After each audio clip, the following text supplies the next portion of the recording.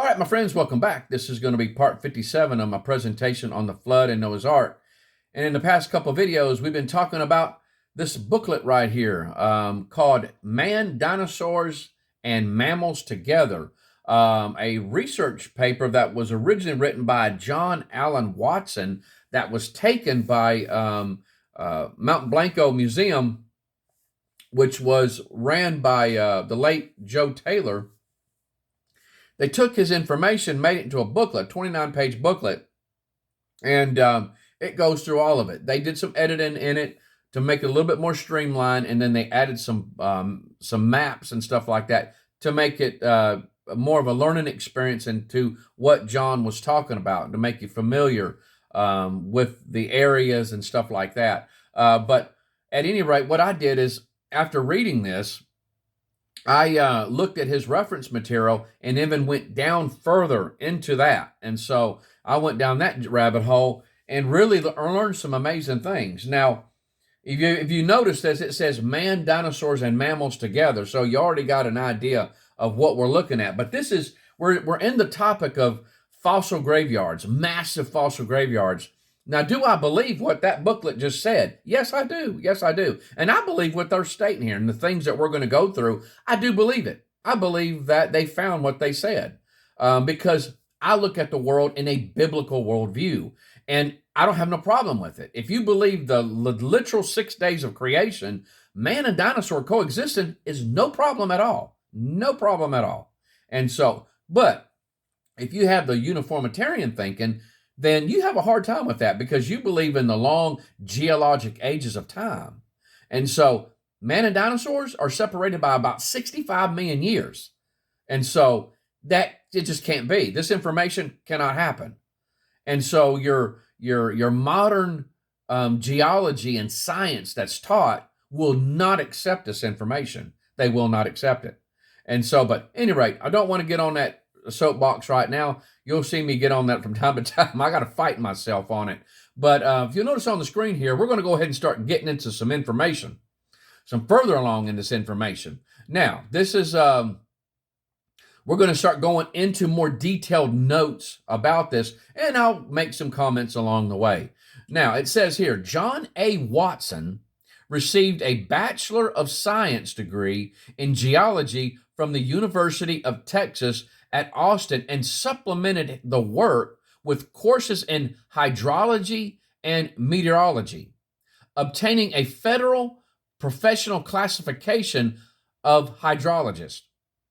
He was employed in that capacity with the Texas Water Commission during his research into antediluvian hydrology. Now, what that means is that antediluvian, that word antediluvian, you're talking about before the flood.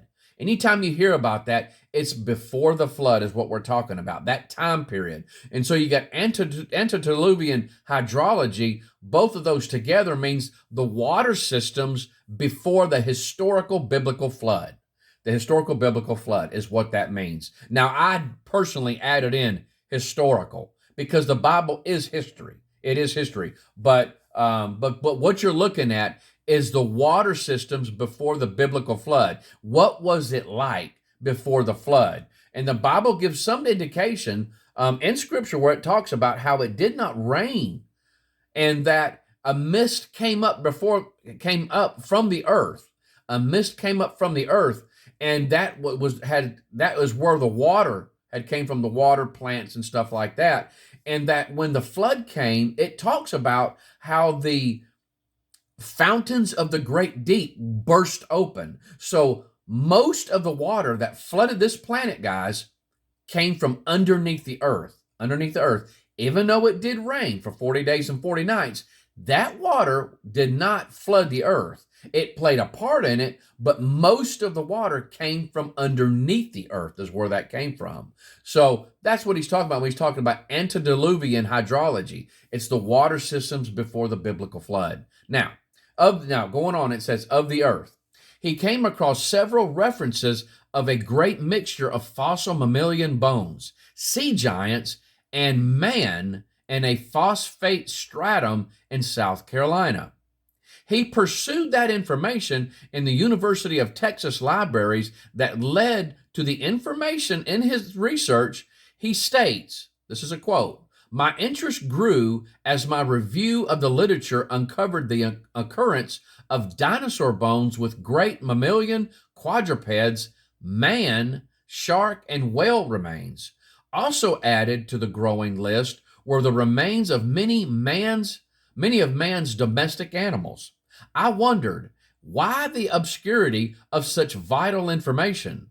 There was not a whisper of it in my 5 years of geology and other courses in college.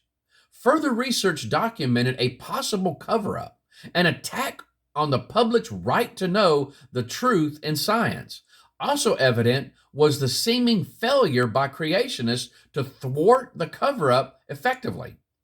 Now, John A. Watson published an earlier version of this paper in the periodical The Art Today, Volume 6, Number 5, November through December 1991, published by the Genesis Institute. He also attempted unsuccessfully to have it published sometime later in one of the creationist peer-reviewed journals. Now, going on. An enormous graveyard of animals ranging through the geologic column, this is that evolution geologic column we're talking about, from the Cretaceous to the Holocene, and including the occurrence of man mixed together in pell-mell. Now that pell-mell means confused, rushed, or disorderly fashion, are the remains of living things as ancient, by popular theory, we're talking about that evolutionary timeline, as dinosaurs and as recent as early man. Many of the transitional by geologic time and succession supportedly evolved types are found there. Whales, porpoises, sharks, fish, reptiles, and occurrence side by side with paleopods, gastropods, and brachiopods. Now, all those three I just mentioned right there are all groups of shelled marine invertebrates, is what those are. Other sea bottom forms and many land types: horses, tapirs, camels, elephants, rhinos, mammoths, mastodons, and Dinotherium. Now that Dinotherium, I want to show you a picture real quick. It means terrible beast is what it means, terrible beast. But guys, take a look at this thing. Take a look at this. This was one weird looking animal. I mean, weird looking. Now there's the skeleton of it there. And then down below is a picture of it. It's just a type of elephant is what it is. It's just a different type of elephant. But take a look at that thing. I mean, that is just really amazing to look at. But that's what that is. That's what that is. Now, going on. Let's see. Ground sloths, muskrats, peccary, deer. And then there is the reference there to that information. The remains of pigs, dogs, sheep, and cattle identical to domestic types. Man's bones. I did say that. Man's bones. Animal teeth, shells, and other animals also contained in the principal rock phosphate stratum of 18 inches thick maximum vertical thickness. And then there's that reference to that there. Contiguous sands and clays also contain mixed fossils of land and sea types. The shells, large and small, are in the position they occupied when living, having both valves entire and perfect, as if destroyed suddenly by an avalanche of sand. A summary of the beds is given by Leedy, and this is what he says. The phosphate rocks of nodular masses of the phosphate beds said to contain as high as 60 or even more percentum of calcium phosphate are of irregular shape and range in size from small pieces up to masses of 1,000 pounds or more. They contain many casts of mollusk shells which appear to be of the same form as those which occur in the Eocene and Miocene marl chalk beneath. They also frequently contain embedded bones and teeth, mainly those of marine fishes and cetaceans. Besides the phosphate nodules, the Ashley beds present a remarkable intermixture of the remains of marine and terrestrial animals consisting of bones, teeth, coprolites, shells, etc. Going on, the museum, and this would be at the Charleston College Museum, is rich in these prehistoric remains, both of fish and land animals, antedating, that means come before, the introduction of man. They are found mingled in the same beds with fossil deposits of animals of the present era. The Ichthyosaurus mingles his bones with those of a horse, the mastodon with the deer, the shark and sea monsters more than 30 feet long, side by side with animals common to our day. This vast bed is more than 100 miles long and extends inward from the seacoast about 50 miles. It is a great cemetery of the world in which almost every extinct and living species of land and marine animals lies entombed on a common level in strata varying in thickness from a few inches to several feet. And this was from a letter from Dr. J.T. Whiteman, January 11th, 1892, published by Keener J.C. in 1900. The Garden of Eden and the Flood, publishing house of the M.E. Church South, and that is from pages 56 to 57. And it says that Dr. Whiteman had intimate friendship with Professor F.S. Holmes and made frequent visits to the college museum, where Holmes took pleasure in showing me, Whiteman, a great variety of fossils taken from the bed of the Ashley River near the city. All right, let's talk about Mr. Holmes, Francis Simmons Holmes. He was a paleontologist, a museum curator. He also became professor of natural history in 1853 and later became the curator of the Museum of Natural History and professor of natural history and geology and paleontology. Biographer Lester D. Stevens considered Holmes the leading Southern paleontologist of his time. Now, it's very important, guys, that you guys notice that, his credentials there. I mean, that's going to come very important near the end of this when we're ending this topic here. Remember that this guy, and remember that his credentials here. Now, Holmes was born in Charleston on December 9th, 1815.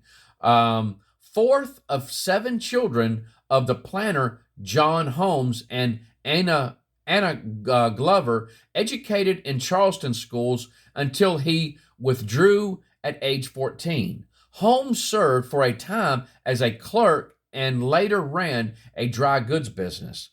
On March 21st, 1837, he married Elizabeth S. Toomer, with whom he had 7 children. Holmes moved to St. Andrew's Parish in 1838 to operate a large plantation. A skilled farmer, he won a prize for his experiments in agriculture. And in 1842, he published The Southern Farmer and Market Gardener, which became a highly successful book. For Holmes, however, interest in farming eventually gave way to his fascination with fossils, especially marine invertebrates, and by 1845, he had amassed a huge collection that gained attention from many naturalists. Holmes also began to publish articles and thereby enhanced his reputation as a naturalist.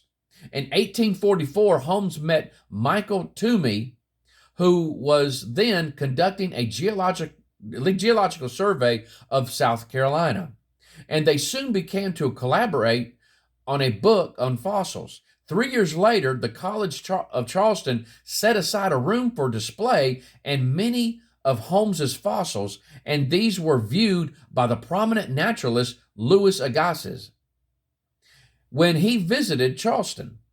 Impressed with the collection, Agassiz touted the work of Holmes, and in 1850, after resolving to establish a natural history museum, the College of Charleston trustees appointed Holmes as the curator. Assuming the collections of the original museum and its name as well, the Charleston Museum opened in 1852 under the leadership of Holmes. The institution soon became the best natural history museum in the South and among the best in the nation at the time. Meanwhile, Holmes played the central role in forming the Elliott Society of Natural History, and he worked with Toomey to produce Pliocene fossils of South Carolina. Published in 1857, the volume received considerable praise and is now a classic work. Toomey died during this time of year, but Holmes continued to work on a second volume, which was published in 1860 as Post-Pliocene Fossils of South Carolina. And what you're referring to as Pliocene and Post-Pliocene, this would be like the Ice Age and after the Ice Age, Post-Pliocene. So you talk about Post-Ice Age. By the outbreak of the Civil War, Holmes had done much to promote scientific work in South Carolina, earning a national reputation for his activities. Devoted to the South, Holmes supported secession during the Civil War. He served first as a director of wayside hospitals in his area and later as superintendent of a niter works. He reassumed direction of the museum after the war, but quit in 1868 when the college trustees were forced to reduce his salary. Afterwards, he played a major role in developing the phosphate industry in South Carolina, publishing Phosphate Rocks of South Carolina and the Great Carolina Marl Bed in 1870. Following the death of his wife during the war, Holmes married Sarah Hazard and fathered 6 more children. In 1871, he purchased a plantation near Goose Creek, but maintained a home in Charleston, where he died on October 19th, 1882.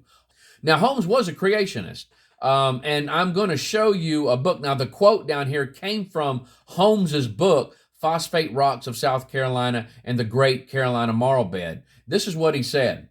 To it belongs the soil we cultivate, the sands and clays of our fields and forests, the garden loam in which do grow flowers and roses and fruits, thus causing all animated nature to realize the munificent hand of the great Creator, our Father, who liberally dispenses his good things to the butterfly and the worm as freely as to the sons of men, both to the great and the small, for they are all the work of his hands. He also refers to God as the great master builder.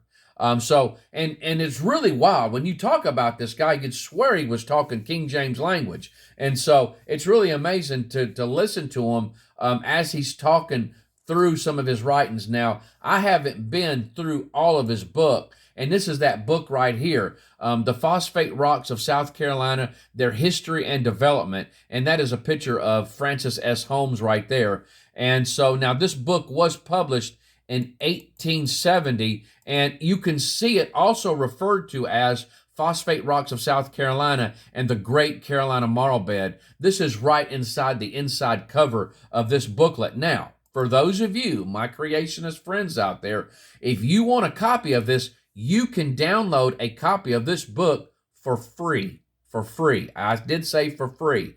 Right there, if you'll notice, it says the Internet Archive, Phosphate Rocks of South Carolina, Their History and Development, and this right here came up. And so I'm sure right there that Phosphate Rocks of South Carolina is the, and that it says, and the great, that's probably, and the Great Carolina Marl Bed is what that is. And so, but you want to look this up and you will get a copy for free.